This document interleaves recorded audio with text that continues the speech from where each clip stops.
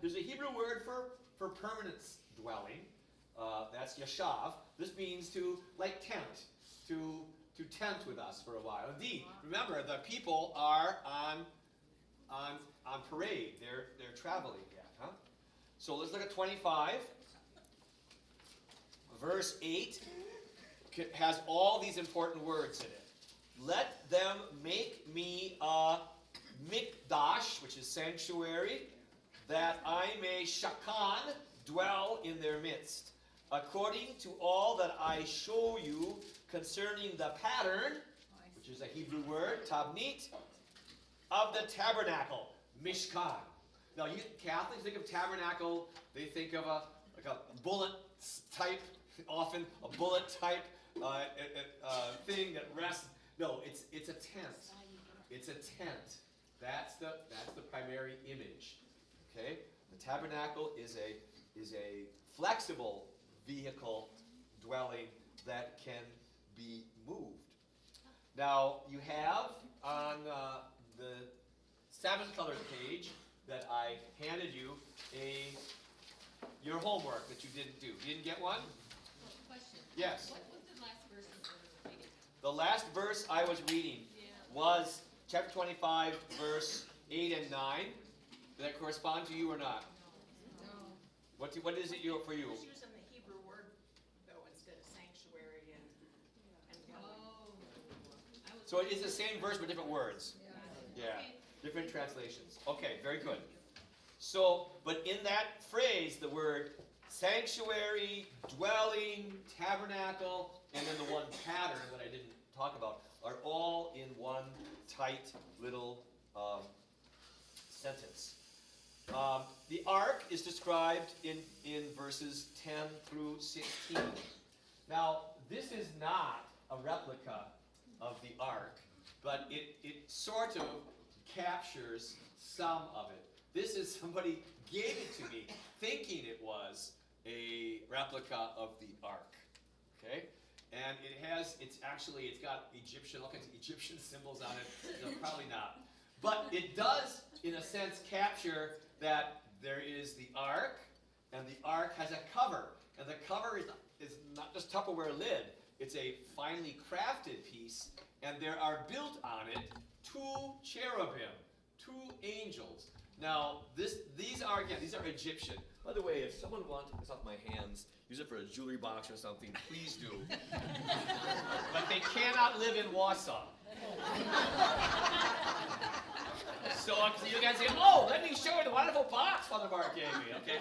So if somebody wants it for jewelry or to give to a child, please do. They thought they were giving me actually inside, or maybe I took it out. There was the person who had collected it. The 10 Commandments? No, but they had clipped the ad, and it says the Ark of the Covenant, and it's like, oh, come on, seriously. So, but the idea of the ark is a container, but above it are the cherubim, and the cherubim in the biblical ark are bending forward towards each other, not yay, like these ladies are. I presume they're ladies. They're ladies. Okay. So, but what it serves well as is because the area right here, this is ground zero for God. God's not in the box. God's not the angels. This is kind of like God's footstool, and God dwells right above. So later when we read, next time, we read about Yom Kippur, the Day of Atonement, and the directions will be that the priest, the high priest, takes blood and with his finger waves it or shakes it at the Kippurah, at the lid, because that's where God is, right above. He's not visible, can't be seen, remember, but he's right above. Yes? Can I take that home with me so I can get a head of an old man with long hair and a big beard to put right on top of that?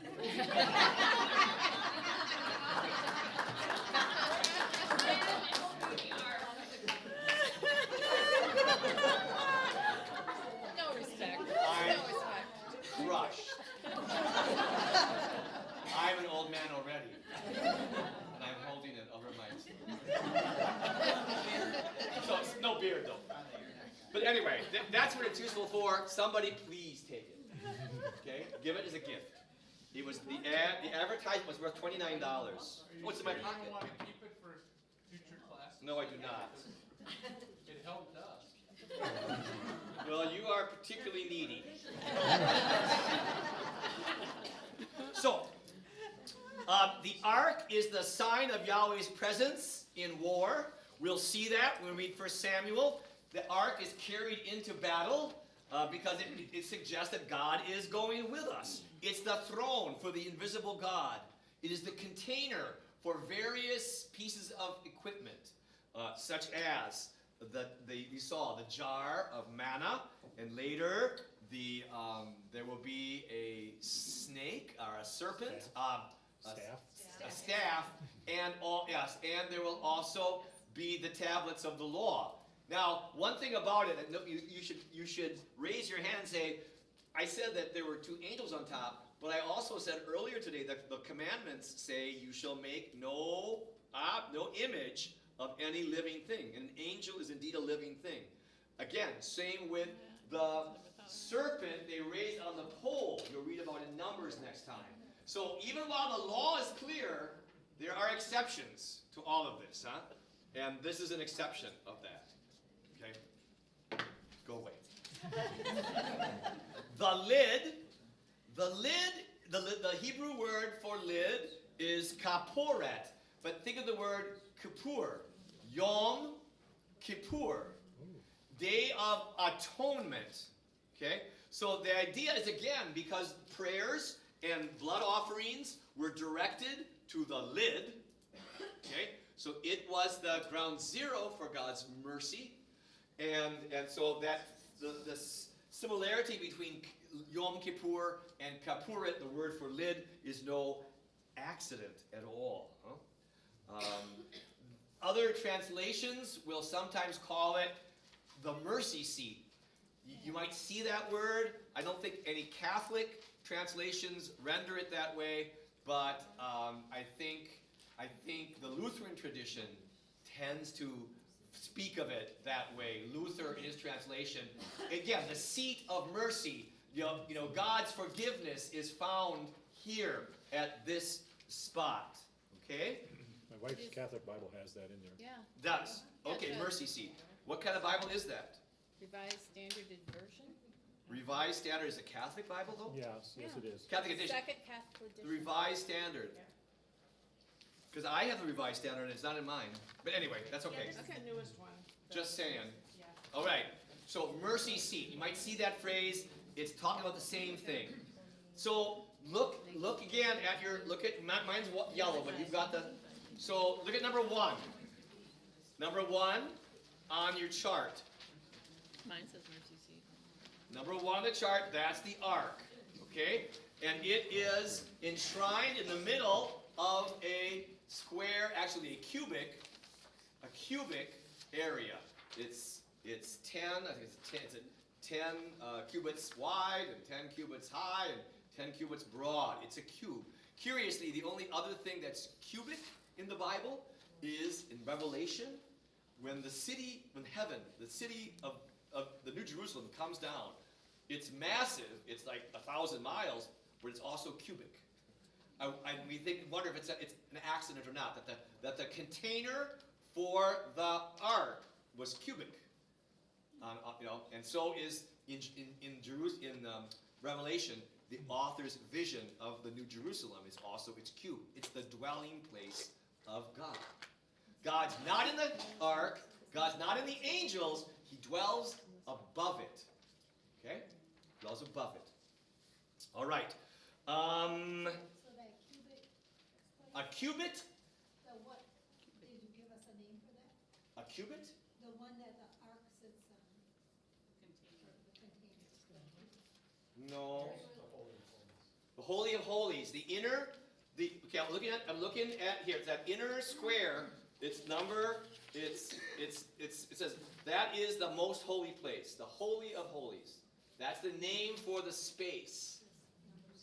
And in it, well, that's the veil that stands in front of it. And that veil was always closed, except on the Day of Atonement. Though obviously the cleaning lady had to come in on Monday and clean it. So somebody had to clean this place, but that's never mentioned. The only day that the priest goes in is on Yom Kippur. That's the only day that he enters the area of the ark.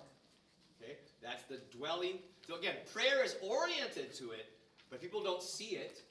Okay? They don't worship at it. They do not touch it. Okay? So then that tent around it, or that it's like a long rectangle. That is the dwelling tent. It has two parts. The one is cubic. The other is longer and extends. In the longer section, it's called the holy place. The priests function there. Lay people do not function there, but the priests function there. And you have various items, again, of equipment. Number 10 is the altar of incense. Okay, incense is burned in front of the Ark of the Covenant. Again, which is behind the veil. Number 3 is a lampstand. And this is that famous 7-stemmed lampstand that has become the emblem for modern Israel. If you're coming with me to Rome, we'll see in the Arch of Titus, there's a ginormous candlestick that looks like this.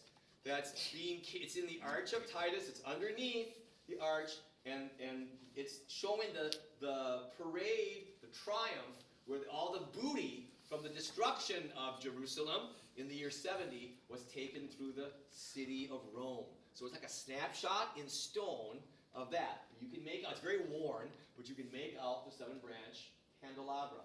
And that is still, it's on the seal of the state of Israel today. And something like it is found in every synagogue. They have a replica of it. Then it has oil lamps at the top and that burn and are constantly burning. That's number 3 to the left. Number 2 to the right is the table for the bread of presence, or the showbread, it's called. Showbread. And there were, I think, 10 loaves. Was it 7? I don't know. That sat there for the week. And then every week they were exchanged. And 10 new, they were a kind of a visual offering to God, but strange to say, after the week, the priests got them and ate them. I would have thought they'd been kind of tough at that point, but what do I know? Okay? So that area is screened too, so you can't just walk by and look in. There would be a screen in front. You have to walk behind to get in. But the priests could function there. The high priest only once a year, Yom Kippur, gets into the most holy place. But the priest would function on a regular basis, re-upping the incense, refilling the oil lamps, exchanging the bread loaves. Okay. Outside, you have in the courtyard, which is number 9, the whole rest of the space. So that's the tent of meeting. The inner thing is called the tent of meeting. Around the perimeter, there is a tall fence beyond this, like 10, 12 feet high, and it's wood and it's covered with cloth, so you can't look in. Your only way of access is where it says east at the bottom. That would be there would be a way to come in. Even there, you couldn't look in. It would be like. So it's on the other side of the wall here, and they would put this in front so I could go around and then go in. But you couldn't look, no one looked right in. That there was this sense of space and distance. I told you, in Judaism, things in their place are time is in its place, food in its place, and distance, space, is also a thing that gets divided and is put in its place. Outside that, you have the X, number 11, which would be a large container of water. It was called the laver. Later, it was in Solomon's day, it was called the Bronze Sea. It was so big. It's a big container of water on wheels, okay, that could be moved around, because water was necessary in all the washings and sacrificial rituals. And then number 8 is the altar of burnt offering. So There was an altar for incense in the holy place, but all the animal sacrifices and grain offerings and oil offerings that are the heart of religion in the temple, as we'll see again next time, happened on that altar, which was a large